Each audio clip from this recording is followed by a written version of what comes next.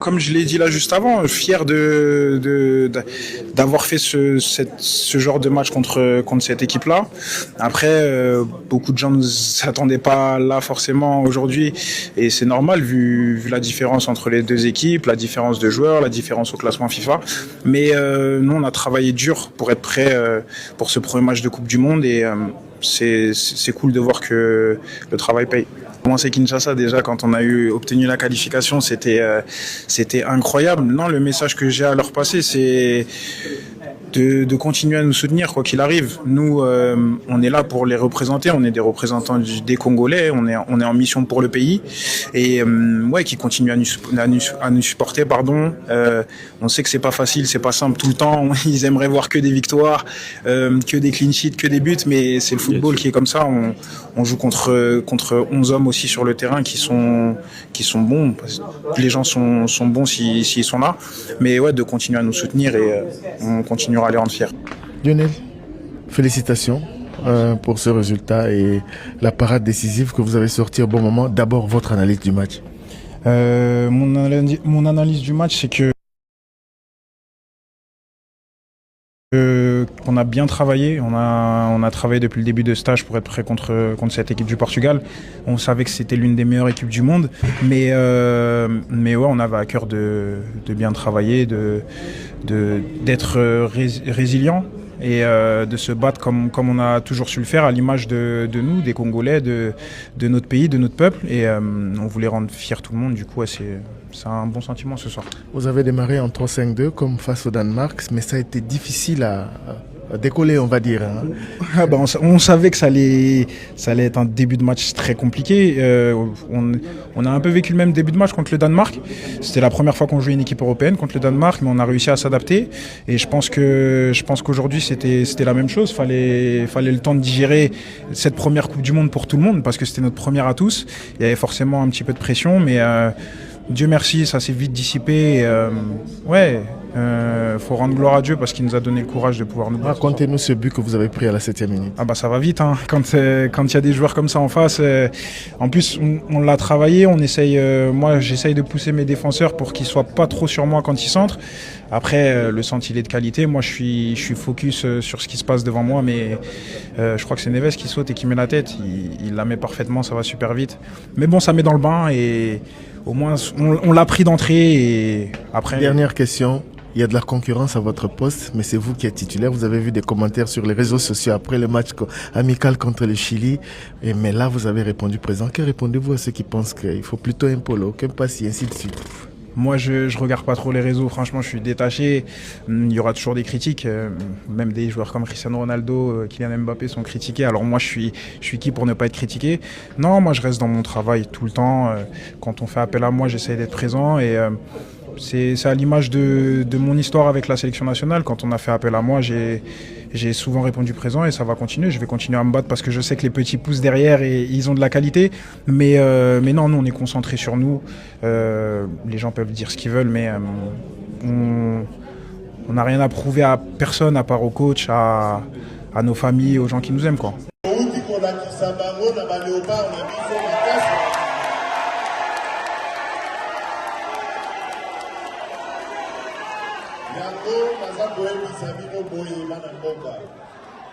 Likambo esalemi lelo, ce n'est qu'un début. Litumba na biso ezalaki ya kobimisa Congo na libulu oyo batiaki yango. Bomoni ete libulu wana tobandi kobima epesi bato liboma. Na Rwanda bazwi liboma, na Congo ba complice na bango bazwi pe liboma. Yango nazali kosenga bino bana mboka kozala na bomoko. Baya kokosa bino te, babeteli bino lisolo na monoko ya mboka, na ndeko na yo Mswahili, Muluba, Mukongo to Mungala. Olobi olanda ye. Tango bazali kobetela yo lisolo ya kotrahir mboka na yo, boya yango na motema moko po bandoki basili te biso tozokanisa ke bandoki bazalaka kaka na Rwanda nzokande bakotela biso tina pantalon tina kanzo ngai mutu naza koyebisa bino bondimela ngai lelo ezali likambo ya politiki te ezali likambo ya baleopard baleopard basali biso esengo nasengeli bino deja na FIFA soki baleki na tour oyo elandi babimi na bapoule ya qualification bakobakisa babiye mpo na bakongole oyo donc bozala na bobangi te kaka mama na biso ambassadeur nde tokopesa ye sikoyo na koki wana bondimela ngai bozala na confiance bakobakisa babiye mpo na kota ya bakongole. Alors nalingi nayebisa bino boye nasepeli komona ndenge tozali organize na ndimi te ke bamboka ebele ezala ya Afrique ezala ya mokili oyo bazali na coupe du monde na ndimi te ke bazali na organisation lokola ya biso awa bana mboka bazali kokutana bazokumisa ekipe na bango nakosenga na bino kokontinue ndenge wana biso mpe bakonzi ya mboka tokotya makoki po esika nyonso bana mboka bakokutana bozala na kimia boboto mpe bolandaka baleopard na biso soutenez le léopard parce que léopard bazali lokola baambassadeur na biso lelo mokili mobimba oyo ebangaka Cristiano Ronaldo bamoni ndenge tozukisi ye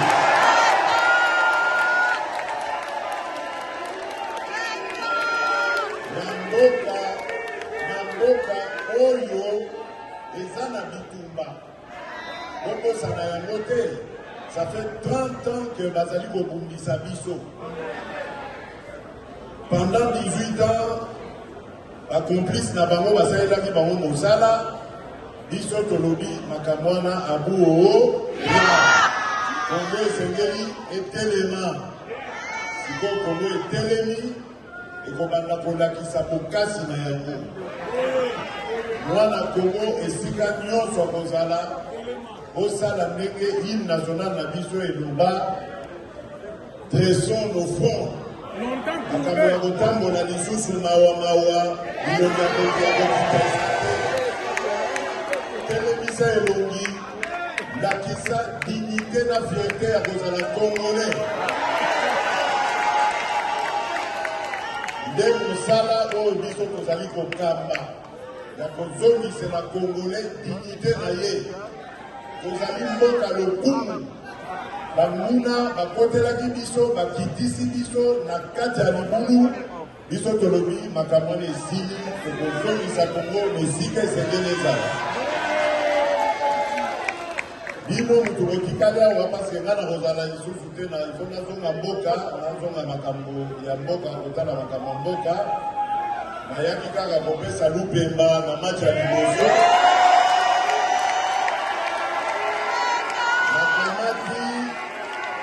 nakamati lupemba wana napesi bino bato botikali awa bolanda baleopard na Mexique kuna na Guadalajara esika bakobeta bolanda baleopard na Atlanta esika bakobeta bokotia bamakoki po ete bokoka kodeplase po esengeli bosunga bana na biso bisika nyonso mwana ya mboka azali kobundela ekolo esengeli peuple congolais asunga ye ndenge tozali kosunga ba forces armées na biso lelo bazali kobeta bibotu na bangoma. Naza na kondima ke na mikolo ezali koya Kongo nyonso ekozala libere. Bandeko na biso oyo lelo bazali kosala feti na Goma, oyo bazali kosala feti na Bukavu, tokosangana na bango tozonga elongo. Anguna bakotela biso tozwi sikoyo mai. Vous suivez Correct Sport, une émission d'analyse percutante sans filtre. Expertise, décryptage avec passion. Et qui vous parle des toutes les actualités sportives présentées par Guistimi Correct. Bayele wana esengeli totonga eloko moko ya monene po ete plus jamais que le Congo ne retombe encore dans ses aventures. Tozalaka distrait quand au régime de la Deuxième République esili biso tolobi non, l'essentiel est là. Ata mwa kutu soki fongwa aya kodirige biso aya kaka. Ok bana maloba wana. Quand tolobi yango, malheureusement, tofongoli nzela na banguna. Banguna bakoteli biso, tozalaki distrait. Baye kolongola na mwana mboko azalaki wana tanga fongoleli bango miso babino toboma ye. Quand babomi ye, batie mbwa na bango oyo bakokaki kosalela. Yango tolobi makambo wana ekokona lisusu te. Tobandi na Léopard, tokokende na yango na bamakambo nyonso, baniveau nyonso congolais aza na makoki. Soko oke na science okokuta congolais. Est-ce que les scientifiques bazalaka ke ba congolais? Les professeurs bazalaka na moko ke ba congolais. Aucun sport okokuta ba congolais. Na football biso te tolakisi bokasi na biso. Est-ce que na basketball ba congolais analoba bazalaka te? Alors eloko nini biso toza nango oyo tokoki koenvie baninga eza te. Donc bozala fier ya bozala bacongolais. Ngai mission na ngai yango wana ya kozongisela bino fierté wana, ya kozongisa bwanya na mboka na biso, bomengo na biso oyo bayiba oyo ekenda batonga ata bauniversité te, batonga ata banzela te, batonga ata bahôpital te. Biso tobandi kotonga yango. Tokolingi kozongisela congolais fierté na ye oyo kala ezalaka na bamboka bapaya so batangi kongo Congo batelemi ogarde à vous ekozonga. Voilà bana mboka mwa maloba moke nazalaki nango ya koyebisa bino yango wana nalakaki bino soki baléopard basali prestation ya malamu nakozala na bino tokobanda na bino moke komela kopo ya esengo. Nsima na yango ngana kende mpo makambo mosusu ezali komema ngai nkolo abatela bino.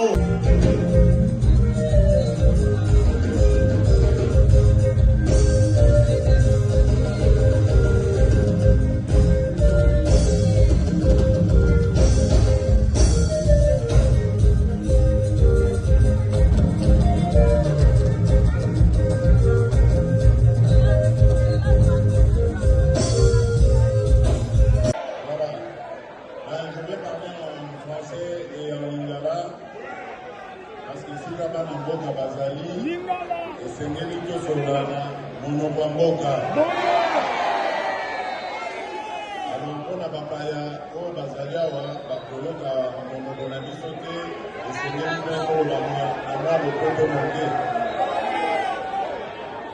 Bon, ya liboso nalingi nayebisa bino nanu ke nasepeli te na ndenge boyambi ambassadeur ya biso.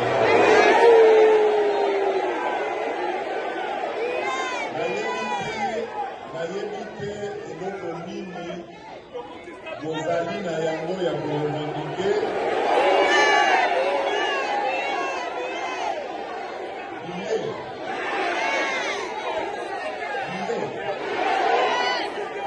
ezali ete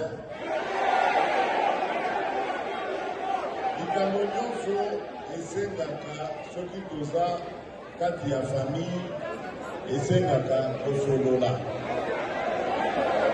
okoki kozomela moninga boye te oye mutu amemi makambo na bino nyonso ya mboka oyo bakonzi ya mboka oyo bazosepela na mosala na ye esengeli bino bana mboka bosunga ye po akoka kokende liboso na misala na ye bamona ke na komunote na ye bandeko na ye balingi ye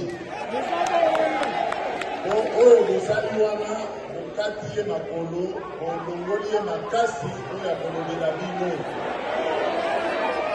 makambo ya biye ezali ete makambo ya biye ezali entre fédération na biso na fédération internationale ya football association FIFA nga moko nakotaki makambo yango navandaki pembeni ya président ya FIFA nayebisi ye ke tosepeli te mpo toza bakongole ebele awa na États-Unis babiye oyo bapesi biso eza moke akamwe alobi abon bakongole bazaka ebele awa ngai me baza ebele koleka baportugais ozomona na stade donc eza kaka likambo ya communication omoni kaka bango ndenge bazalaka balingaka toujours kozala na bapréjugé makambo na biso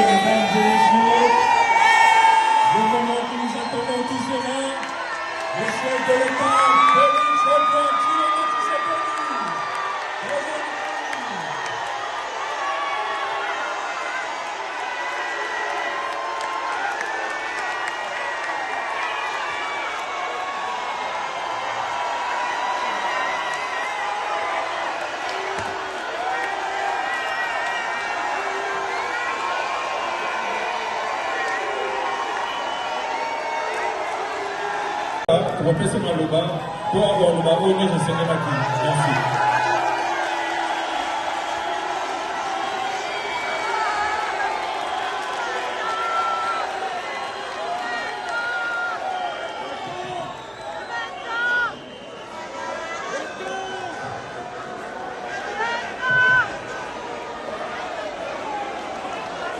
Bana mboka esengo ezali.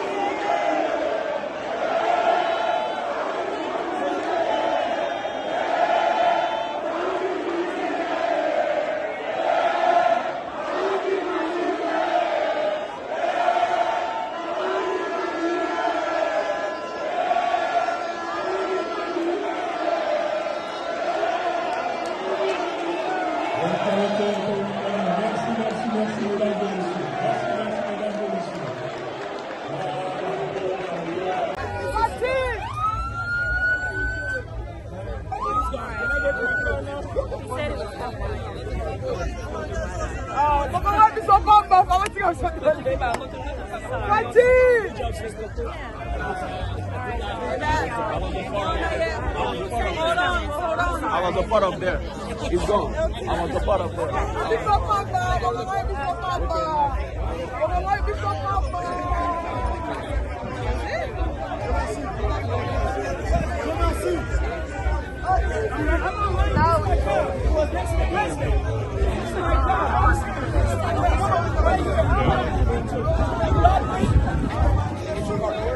Hey, you're gonna pay the entry. Hey, I'm gonna take a picture.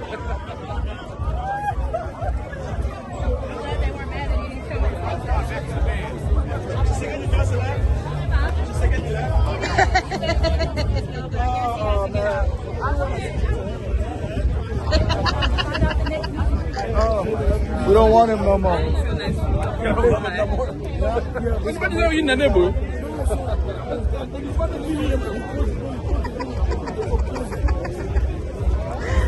Sorry. Sorry for that.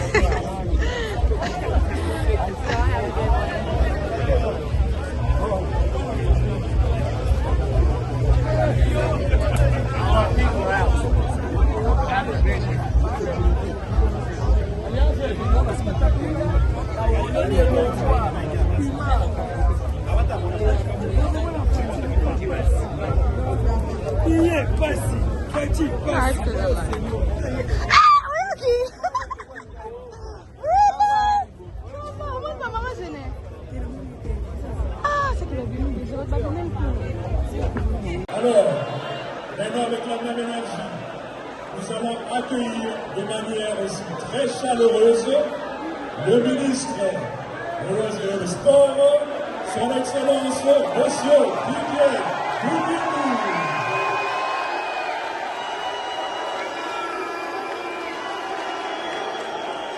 Bana États-Unis, Bana Canada, Bana Nelson Bote Nabino, Bote Lisusu, Bote Lisusu, Fatime, Fatime, Touti na Minunu ya Bali, Minunu Oyo et Sangisi Bissonyonso, même côté Bananakata, Bazasala désordre, na Minute Bada Domina, Baza conservé la porte technique de Cristiano Ronaldo. Que le monde va coller la malénité. Malénité. Lelo, Eza Mokolo, il faut tous en avoir. Eza, le premier pas, aux autres, pour avancer vers la mominée et le dossier. Nous eu un point. Mais un point là, il faut que nous arrivions à transformer en or et comme à 3 points d'impression et comme à 4 qui sera ensuite suivi par son Excellence le ministre du Sport.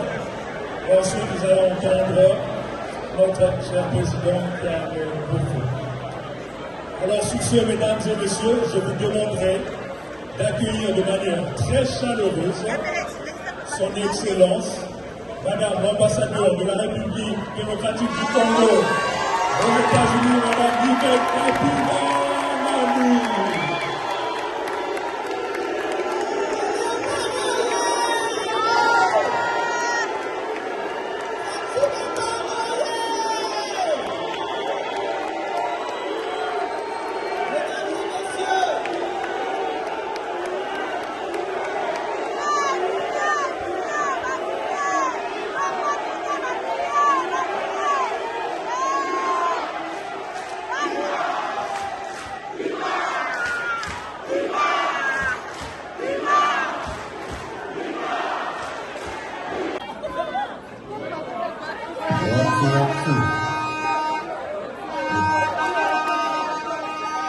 Musiciens back on stage.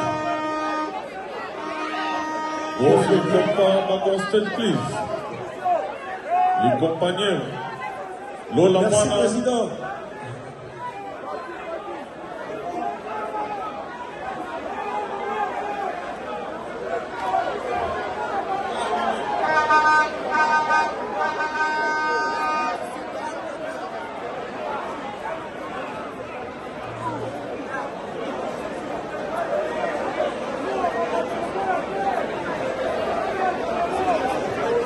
Fachibeton, Mokwatombolo. Merci.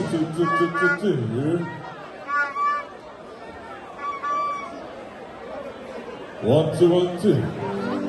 Coup de grande stage, please.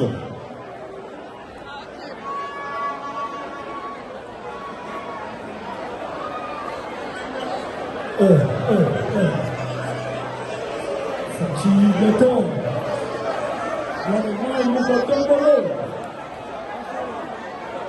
Fachibeton.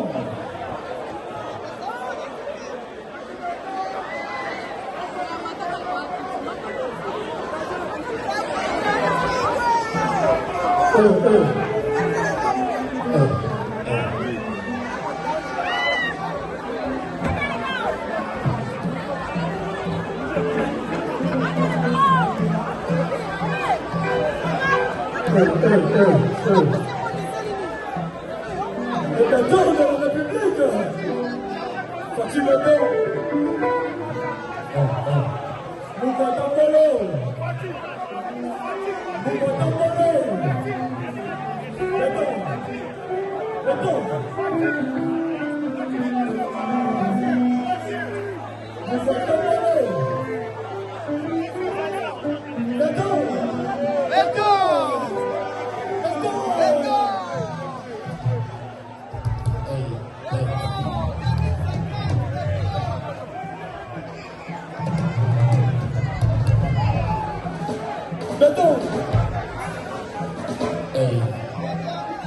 One, two.